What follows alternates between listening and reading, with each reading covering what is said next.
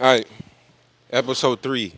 The strenuous life is the best life. Simply put, the hard life, the disciplined life, is the best life. Ike Johnson starts with this. When we do not know what to do, we revert to our training. It's like a basketball player. If I dribble down the court and defense comes and they play defense and I don't know what I'm doing, I'm going to revert back to my training. If I have no training, guess what? Or if I get under a heavy weight and I haven't trained stability, durability, or just being able to push through and fight through when it gets hard, when I get under heavy weight and I get to that point when it gets hard, guess what? I'm going to revert back to my training, which is no training at all. So I'm going to fail. Your training, your discipline, your repetitiveness over and over and over again, the foundation you're building is for when things feel off. You have a sturdy foundation that's been there forever. You can look back and say, I done been through this. I done fell off. I done went down. You know what I'm saying? I done had ups. I done had downs. But I've stayed consistent through it all. So we all have heard of Babe Ruth. If you like any type of baseball, one of the greatest to ever do it. He even said that he regrets not taking care of his body like he was supposed to. He regrets not eating healthy, not training, because it made him a sap. It made him less than what he could be. Yes, he was one of the greats, but he knew that he could be greater if he just simply lived a more disciplined life, a more strenuous life. Even Babe Ruth, one of the greatest baseball players known to man, said that same thing. He told Lou Gehrig, he said, look, don't do what I do. Don't be a sap. Keep in shape, bro. Keep fighting to be the best you can be, because it catches up to you. Look, the pleasure of excess is fleeting. What that means is it's like vapor. It's something that we can see. It's something that we could even reach for. But once we go to grab it, it disappears. We'll forever be chasing it if we're focused on the vapor and not the solid things in life, the things that are going to keep us grounded. Many people think self-discipline is a rejection of oneself. Oh, why would I cut off pleasure? This is what makes me feel good. When in reality, it's not rejection, but a way to embrace it. Pleasures are always greater when we've worked for them. When we go on vacation, we have fun, we enjoy our pleasures. Why? Because we've worked all year for that 1 week of vacation. We worked for that. That's why we want to have the most fun. That's why we want to go crazy and go all out. Not every weekend at the club. Now, you didn't work for that. If you want greatness, then you got to be disciplined. And if you want discipline, you got to have sacrifice. You're going to have to reject a lot of things that bring you pleasure in order to truly embrace and understand what pleasure is. Pleasure is a privilege. It's not free. It's not something you can just go out and get. Even drugs, you got to spend some type of money. Come on now. Think about it. Treating your body, take care of your body, doing things in moderation, exercising, it's not punishment, bro. It's the work to which pleasure is the reward. Like I said before, like, would you rather have something handed to you, or you want the pride of you working for it? You saying, do you want to deal with the pride of someone giving you a handout, or do you want to deal with the pride of you being able to work for something and get it yourself? Which one would you rather be proud to, boast and say about? I don't think it's going to be the handout.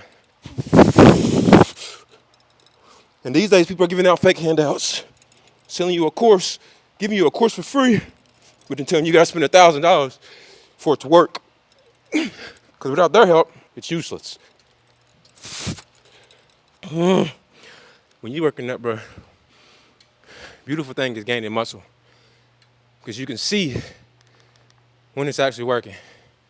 I know I'm hitting lats because, one, they poking. But two, that's all I see when I'm pulling down and I'm coming up. I see my lats just expanding this way. Same with pull-ups. Deadly. Another important figure in history is Teddy Roosevelt. He was born vulnerable and weak. He had terrible lungs at a young age, and he told his father about it, and his father was like, let's do something about it. He had really bad asthma to where any little difficulty or amount of stress really messed his lungs up and really made it hard for him to breathe. So what he did was, at a young age, is he started going to the gym consistently. He started eating right. He started building a life worth living so he can last longer than he was supposed to originally if he never would have started working out. And what's crazy is when Teddy got shot in his chest, yeah, he wanted to quit. Yeah, he wanted to give up.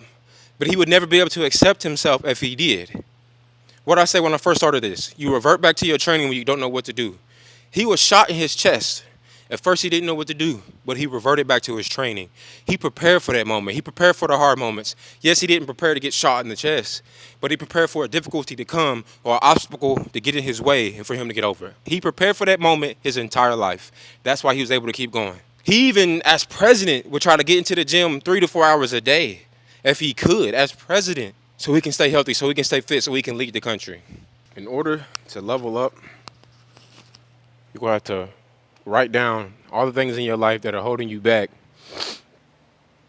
and revamp. Look at your life right now and ask yourself, this sedentary, lazy, couch-sitting life, is it worth it? You know what I'm saying? Is it worth being nothing? Amounting to nothing? Sitting there for what? Everybody's given a gift, multiple gifts, whatever it may be. And when you don't use your gifts, you think it's only hurting you.